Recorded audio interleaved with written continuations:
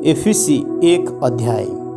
परमेश्वरको इच्छाद्वारा ख्रिस्ट येशूको प्रेरित पावलबाट ख्रिस्ट येशूमा विश्वासी एफिससमा भएका सन्तहरूलाई हाम्रा परमेश्वर पिता र हाम्रा प्रभु येशू ख्रिस्टबाट अनुग्रह र शान्ति। ख्रिस्टमा आत्मिक आशिष। हाम्रा प्रभु येशू ख्रिस्टका परमेश्वर र पिताको प्रशंसा होस्, जसले हामीलाई स्वर्गीय स्थानहरूमा हरेक आत्मिक आशिषले ख्रिस्टमा आशीर्वाद दिनुभएको छ। उहाँको सामुन्ने पवित्र र निष्कलङ्क हौँ भनेर संसारको उत्पत्ति भन्दा अघिबाटै उहाँले हामीलाई चुन्नुभयो। उहाँको इच्छाको लक्ष्य अनुसार ख्रिस्ट येशूद्वारा प्रेममा उहाँले हामीलाई आफ्ना सन्तान हुनलाई अघिबाटै नियुक्त गर्नुभएको थियो। यस हेतुले कि उहाँले हामीलाई आफ्ना प्रिय पुत्रमा सित्तैमा दिनुभएको आफ्नो महिमामय अनुग्रहको प्रशंसा होस्। उहाँको अपार अनुग्रह अनुसार ख्रिस्टको रगतद्वारा हामी उहाँमा उद्धार, हाम्रा पापको क्षमा पाउँछौँ, जुन अनुग्रह उहाँले हामीलाई प्रशस्त मात्रामा दिनुभयो। किनकि सम्पूर्ण बुद्धि र आन्तरिक समझमा ख्रिस्टमा राख्नुभएको उद्देश्य अनुसार उहाँले आफ्नो इच्छाको रहस्य हामीलाई जान्न दिनुभएको छ, ताकि समय पुरा भएपछि स्वर्ग र पृथ्वीमा भएका सबै थोकहरू ख्रिस्टको अधीनमा आउन्। उहाँमा जसले सबै कुरा आफ्नो इच्छाको योजना अनुसार पुरा गर्नुहुन्छ। आफ्नो अभिप्राय अनुसार हामी ख्रिस्टमा पहिलेदेखि आशा राख्नेहरूलाई उहाँले आफ्नो महिमाको प्रशंसाको निम्ति जिउन सकौँ भनेर उहाँमा नै नियुक्त गर्नुभएको छ र छान्नु भएको छ। तिमीहरू जसले सत्यको वचन अर्थात् आफ्नो मुक्तिको सुसमाचार सुन्यौ र उहाँमा विश्वास गर्यौ, उहाँमा नै तिमीहरूलाई प्रतिज्ञा गरिएका पवित्र आत्माको छाप लगाइएको थियो। परमेश्वरको आफ्नो सम्पत्ति अर्थात् हामीहरूले हाम्रो पूर्ण उद्धार नपाएसम्म उहाँका महिमाको प्रशंसाको निम्ति पवित्र आत्मा हाम्रो उत्तराधिकारको बैना हुनुहुन्छ। धन्यवाद ज्ञापन र प्रार्थना। प्रभु येशूप्रति रहेको तिमीहरूको विश्वास र सबै सन्तहरूप्रति तिमीहरूका प्रेमको विषयमा मैले सुनेको कारणले नै मेरो प्रार्थनामा तिमीहरूलाई सम्झना गर्दै तिमीहरूका निम्ति धन्यवाद दिन म थामिन्न। म प्रार्थना गरिरहन्छु कि हाम्रा प्रभु येशू ख्रिस्टका परमेश्वर महिमाका पिताले तिमीहरूलाई उहाँको विषयका ज्ञानमा बुद्धि र प्रकाशको आत्मा दिउन्। म यो पनि प्रार्थना गर्दछु कि तिमीहरूको हृदयका आँखा उज्यालो होस् र कुन आशाको निम्ति उहाँले तिमीहरूलाई बोलाउनु भएको छ र सन्तहरूमा उहाँको महिमित उत्तराधिकारको सम्पत्ति के हो सो तिमीहरूले जान्न सक। अनि हामी विश्वास गर्नेहरूका निम्ति उहाँको शक्तिको असीम महानता के हो सो तिमीहरू जान्न सक। त्यो शक्ति उहाँको महान सामर्थ्यको काम नै हो, जो उहाँले ख्रिस्टमा पुरा गर्नुभयो जब उहाँले ख्रिस्टलाई मरेकाहरूबाट जीवित पार्नुभयो अनि स्वर्गीय स्थानहरूमा आफ्नै दाहिने बाहुलीपट्टि बसाल्नुभयो। सबै शासन र अधिकार र शक्ति र राज्यमाथि र यस युगका मात्र होइन तर आउने युगका पनि जति नाउँ छन् ती सबैमाथि उहाँलाई राख्नुभयो र परमेश्वरले सबै कुरा उहाँका पाउमुनि राखिदिनुभयो र मण्डलीको निम्ति उहाँलाई नै सबै कुराको शिर बनाइदिनुभयो, जुन मण्डली उहाँको शरीर, उहाँको पूर्णता हो र उहाँले नै सबै थोक परिपूर्ण पार्नुहुन्छ। एफिसी 2 अध्याय। पुरानो र नयाँ जीवन। तिमीहरू आफ्ना अपराध र पापहरूद्वारा मरेको बेलामा उहाँले तिमीहरूलाई जीवित पार्नुभयो। यिनैमा यस संसारको रीति अनुसार र आकाशको शक्तिको मालिक अनुसार अन्यकारिताका सन्तानमा अहिले काम गर्ने आत्मा अनुसार तिमीहरू अघि एकपल्ट चल्दै थियो। तिनीमध्ये हामी सबै पनि शरीर र मनका इच्छा पूरा गरेर आफ्नो पापमय स्वभावका लालसामा अघि जिउँथ्यौँ र बाँकी मानिस जस्तै हामी स्वभावैले क्रोधका सन्तान थियौँ। तर परमेश्वर जो कृपामा धनी हुनुहुन्छ, उहाँले आफ्नो महान प्रेमद्वारा हामीलाई प्रेम गर्नुभयो। यसकारण पापमा हामी मरेका भए तापनि उहाँले हामीलाई ख्रिस्टसँगै जीवित पार्नुभयो। अनुग्रहबाट नै तिमीहरूले उद्धार पाएका छौ र उहाँसँग हामीलाई उठाउनुभयो अनि स्वर्गीय स्थानहरूमा ख्रिस्ट येशूसँग बसाल्नुभयो। यो चाहिँ ख्रिस्ट येशूमा हामीप्रति उहाँको दयामा आफ्नो अनुग्रहको असीम सम्पत्ति आउँदा युगहरूमा देखाउनलाई हो। किनभने अनुग्रहबाट विश्वासद्वारा तिमीहरूले उद्धार पाएका छौ र यो तिमीहरू आफैबाट होइन, यो त परमेश्वरको वरदान हो, कर्महरूद्वारा होइन, नत्र त मानिसले घमण्ड गर्नेछ। किनकि हामी असल कामहरूका निम्ति ख्रिस्ट येशूमा सृजना गरिएका उहाँका हातका सिप हौँ। हामी ती बमोजिम हिँडौँ भन्ने हेतुले परमेश्वरले पहिलेबाटै ती तयार गर्नुभएको थियो। ख्रिस्टमा सबै एक। यसकारण याद राख, अघि तिमीहरू शरीर अनुसार अन्य जाति छँदा शरीरमा हातबाट खतना गरिएकाहरूले तिमीहरूलाई बेखतनाका मान्दथे। याद राख, तिमीहरू त्यस बेला ख्रिस्टबाट अलग इजरायलका नागरिक हकबाट बाहिर भएका थियो र प्रतिज्ञाका करारहरूबाट बिराना आशा नभएका र यस संसारमा परमेश्वर रहित थियो। तर तिमीहरू जो त्यस बेला ख्रिस्ट येशूबाट टाढा थियो, अब ख्रिस्टको रगतले नजिक भएका छौ, किनकि उहाँ नै हाम्रो शान्ति हुनुहुन्छ। उहाँले हामी दुवैलाई एउटै बनाउनु भएको छ र विभाजन ल्याउने शत्रुताको पर्खाल भत्काइदिनु भएको छ। र उहाँले व्यवस्थालाई, त्यसका आज्ञाहरू र धार्मिक विधानहरू समेत आफ्नै शरीरमा खारेज गर्नुभएको छ कि यी दुईका सट्टामा उहाँले आफैमा एउटा नयाँ मानिस सृष्टि गरून् र यसरी शान्ति स्थापना होस्। अनि उहाँले क्रुसद्वारा हामी दुवैलाई एउटै शरीरमा परमेश्वरसँग मेल गराएर शत्रुतालाई शेष पार्नुभयो। उहाँले आएर तिमी टाढा भएका र नजिक भएकाहरूलाई मिलापको सुसमाचार सुनाउनुभयो, किनकि उहाँद्वारा नै हामी दुवैले एउटै पवित्र आत्मामा पिता कहाँ प्रवेश पाएका छौँ। यसरी अब तिमीहरू विदेशी र प्रवासी होइनौ, तर सन्तहरूसँग तिमीहरू सङ्गी, नागरिक र परमेश्वरको परिवारका सदस्यहरू भएका छौ। त्यो घराना प्रेरितहरू र अगमवक्ताहरूको जगमाथि बसालेर निर्माण भएको छ र ख्रिस्ट येशू आफै चाहिँ मुख्य कुने ढुङ्गो हुनुहुन्छ। उहाँमा पुरै घर ठिकसँग एकैसाथ जोडिएर प्रभुमा एउटै पवित्र मन्दिर हुनलाई बढ्दै जान्छ। अनि पवित्र आत्मामा परमेश्वरको वासस्थान हुनलाई तिमीहरू पनि उहाँमा एकसाथ निर्माण हुँदै जान्छौ। एफिसी 3 अध्याय। पावल अन्य जातिहरूका निम्ति प्रचारक। यसै कारण म पावल, तिमी अन्य जातिहरूका पक्षमा ख्रिस्ट येशूको कैदी, तिमीहरूका निम्ति मलाई सुम्पिएको परमेश्वरका अनुग्रहको जिम्मेवारीको विषयमा तिमीहरूले पनि सुनेका छौ भन्ने मलाई लागेको छ, जुन चाहिँ प्रकाशद्वारा मलाई थाहा गराइएको रहस्य हो, जसको विषयमा मैले तिमीहरूलाई अघिबाटै छोटकरीमा लेखेको पनि थिएँ। जब तिमीहरू यो पढ्छौ, ख्रिस्टको रहस्यबारे मेरो आन्तरिक समझ के छ सो तिमीहरू बुझ्न सक्छौ।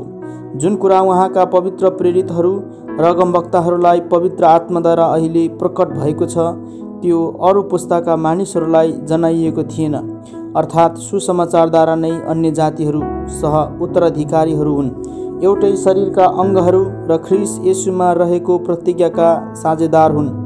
उहाँका शक्तिको कार्यअनुसार मलाई दिइएका परमेश्वरको त्यस अनुग्रहको वरदान बमोजिम यस सुसमाचारको म सेवक बनाइएको थिएँ। सबै सन्तहरूमा म अत्यन्त तुच्छ भए तापनि ख्रिस्टको अगम्य सम्पत्तिको सुसमाचार अन्य जातिहरूलाई प्रचार गरौँ भनेर मलाई यो अनुग्रह दिइयो। सबै कुरा सृजन हुने परमेश्वरमा युग युगदेखि लुप्त रहेका रहस्यको योजना के हो, सो सबै मानिसलाई खुलस्त गराउने अनुग्रह मलाई दिइयो, ताकि यसरी मण्डलीद्वारा परमेश्वरका विभिन्न किसिमका ज्ञान स्वर्गीय स्थानहरूमा शासकहरू र अख्तियारवालाहरूका माझमा प्रकट गरियोस्। यो चाहिँ ख्रिस्ट येशू हाम्रा प्रभुमा उहाँले पुरा गर्नुभएको अनन्त उद्देश्य अनुसार थियो। उहाँमाथि राखिएको हाम्रो विश्वासद्वारा साहस र दृढ भरोसामा हामी परमेश्वरमा प्रवेश पाउँछौँ। यसै कारण म तिमीहरूलाई निवेदन गर्दछु कि तिमीहरूका निम्ति मैले भोगिरहेको कष्टमा तिमीहरू हताश नहौ, यी तिमीहरूका गौरव हुन्। एफिससको मण्डलीको निम्ति प्रार्थना। यसै कारण म पिताको सामने आफ्ना घुँडा टेक्दछु, जस्ता स्वर्ग र पृथ्वीमा भएको हरेक परिवारको नाउँ राखिएको छ। म प्रार्थना गर्छु कि उहाँका महिमाको सम्पत्ति अनुसारको शक्तिले उहाँका आत्माद्वारा भित्री मनुष्यत्वमा तिमीहरूलाई शक्तिशाली पारुन् र विश्वासद्वारा ख्रिस्ट तिमीहरूका हृदयमा वास गरून् र प्रेममा जरा गाडिएका र दरिला भएर सबै सन्तहरूसँग चौडाइ, लम्बाइ, उचाइ र गहिराई के रहेछ सो बुझ्ने शक्ति प्राप्त गर्न सक र ज्ञानलाई माथ गर्ने ख्रिस्टको प्रेमलाई थाहा पाउन सक, ताकि परमेश्वरको सारा पूर्णताले तिमीहरू भरिपूर्ण हौ। उहाँलाई जसले हामीभित्र काम गर्ने उहाँको शक्ति अनुसार हामीले मागेको वा चिताएको भन्दा ज्यादै प्रशस्त मात्रामा गर्न सक्नुहुन्छ। उहाँलाई नै पुस्ता पुस्तासम्म मण्डली र ख्रिस्ट येशूमा सदा सर्वदा महिमा होस्। आमेन। एफिसी 4 अध्याय। ख्रिस्टको शरीरमा एकता। यसकारण म प्रभुको निम्ति एक कैदी तिमीहरूलाई आग्रहपूर्वक बिन्ती गर्दछु कि जुन बोलावटमा तिमीहरू बोलाइएका छौ त्यही योग्यको जीवन यापन गर। सारा दीनता, नम्रता र धैर्यसँग एउटाले अर्कोलाई प्रेममा सहेर शान्तिको बन्धनमा पवित्र आत्माको एकता कायम राख्ने प्रयत्न गर। शरीर एउटै छ र पवित्र आत्मा एउटै हुनुहुन्छ। जसरी तिमीहरू बोलाइँदा एउटै आशामा बोलाइएका थियौ, जुन आशा तिमीहरूको बोलावटसँग गाभिएको छ। एउटै प्रभु, एउटै विश्वास र एउटै बप्तिस्मा, हामी सबैका एउटै परमेश्वर र पिता, जो सबैमाथि, सबैका मध्य र सबैमा हुनुहुन्छ। तर ख्रीष्टको वरदानको नाप अनुसार हामी हरेकलाई अनुग्रह दिइएको छ। यसकारण यसो भनिएको छ, उहाँ उच्चमा चढी जानुहुँदा कैदलाई बन्दी बनाएर लानुभयो र मानिसहरूलाई वरदानहरू दिनुभयो। अब यो उच्चमा चढी जानुभयो भनेको चाहिँ के हो? केवल यही हो कि उहाँ पृथ्वीको तल्लो भागमा ओर्लनु पनि भयो। उहाँ जो ओर्लनु भयो, उहाँ नै सारा स्वर्गहरूभन्दा धेरै माथि चढी जानुभयो।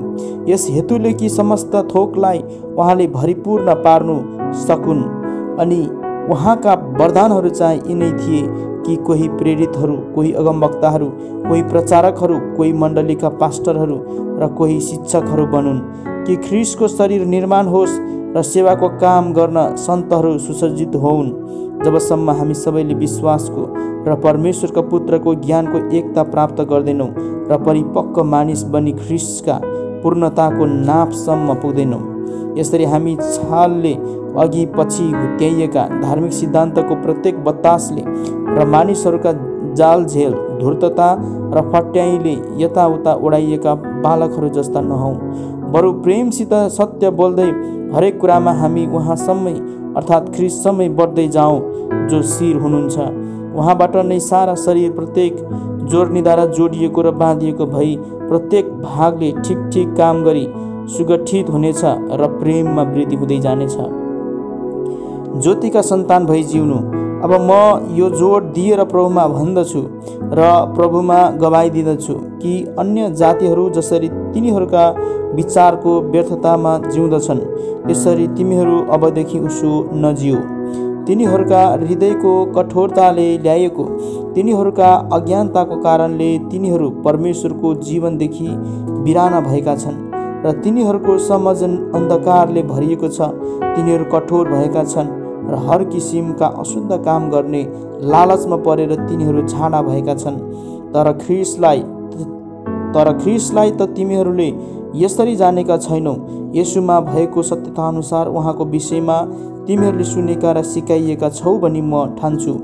छली लालसाहरूद्वारा भ्रष्ट भएका तिमीहरूको अगाडिको जीवनको ढाँचासँग सम्बन्धित तिमीहरूको पुरानो स्वभाव त्याग। आफ्नो भित्री वर्तावमा नयाँ हौ र परमेश्वरको स्वरूपमा साँचो धार्मिकता र पवित्रतामा सृष्टि भएको नयाँ स्वभावलाई धारण गर।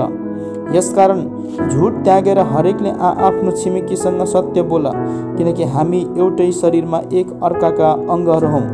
क्रोध गर तर पाप नगर। घाम अस्ताउन अघि नै तिमीहरूको रिस मरोस् र दियावलसलाई मौका नदेऊ।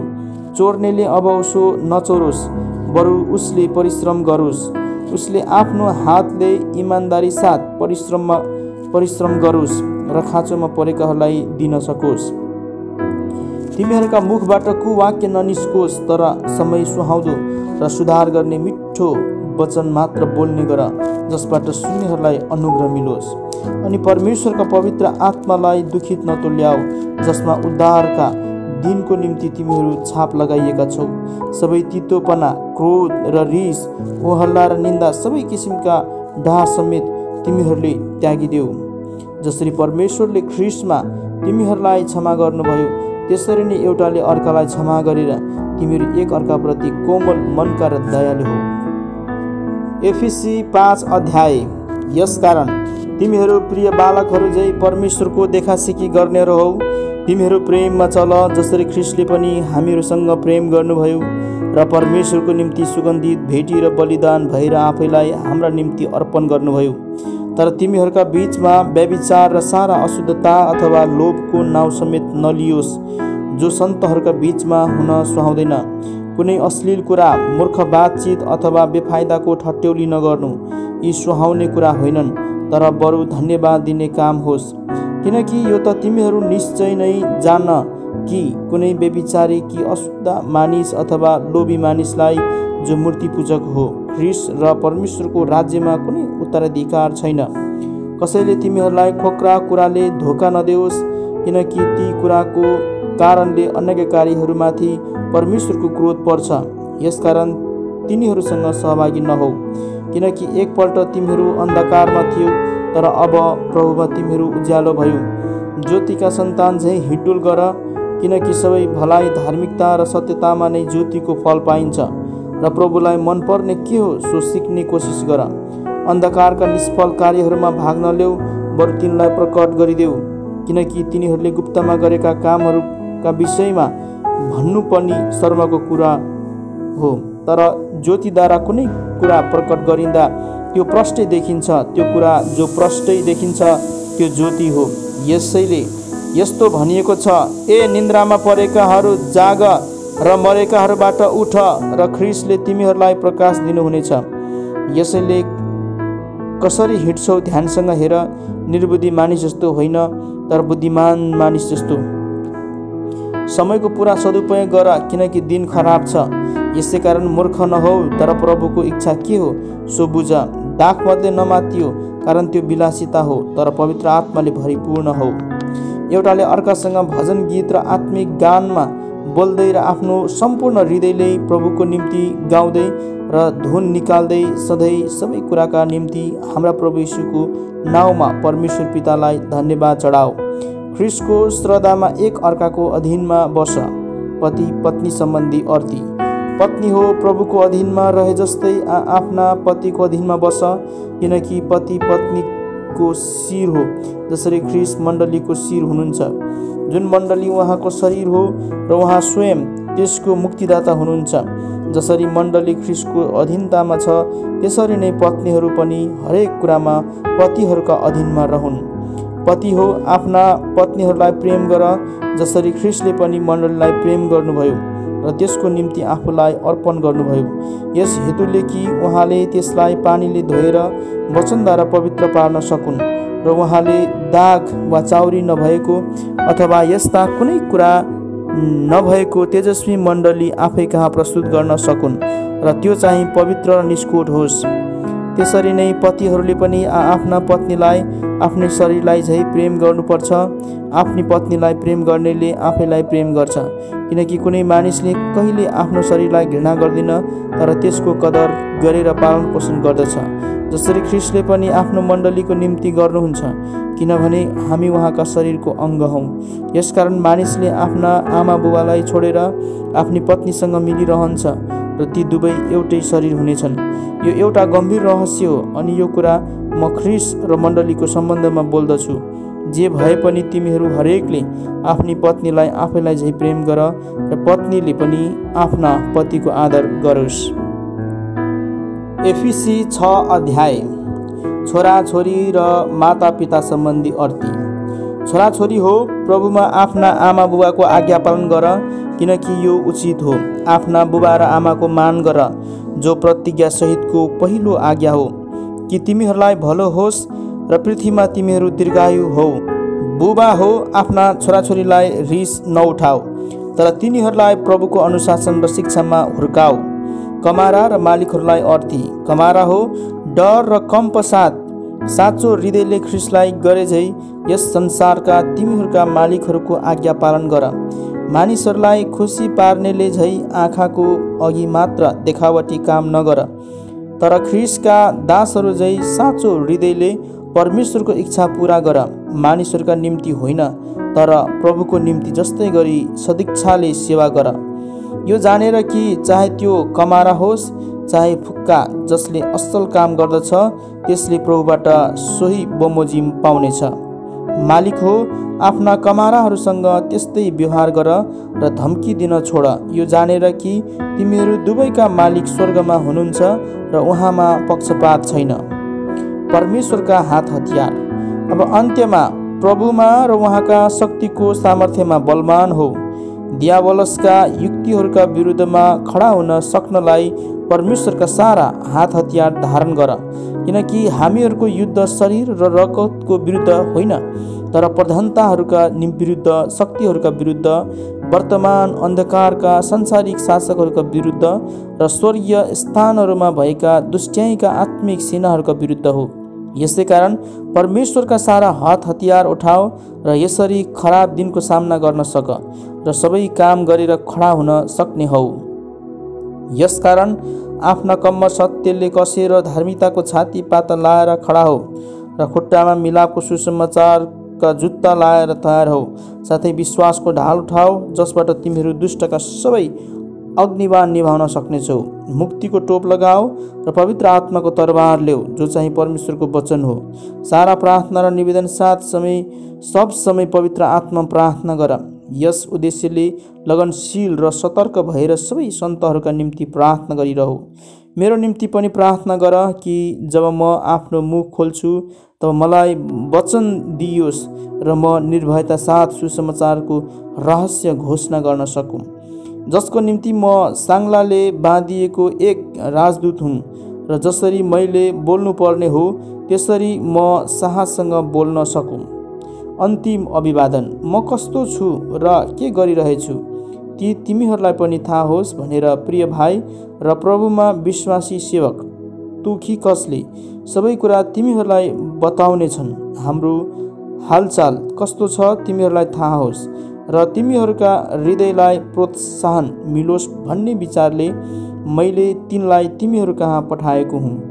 परमेश्वर पिता र प्रभु येशू ख्रीष्टबाट दाजुभाइहरूलाई शान्ति र विश्वास सहितको प्रेम हाम्रा प्रभु येशू ख्रीष्टलाई अमर प्रेम गर्नेहरू सबैसँग अनुग्रह रहोस्।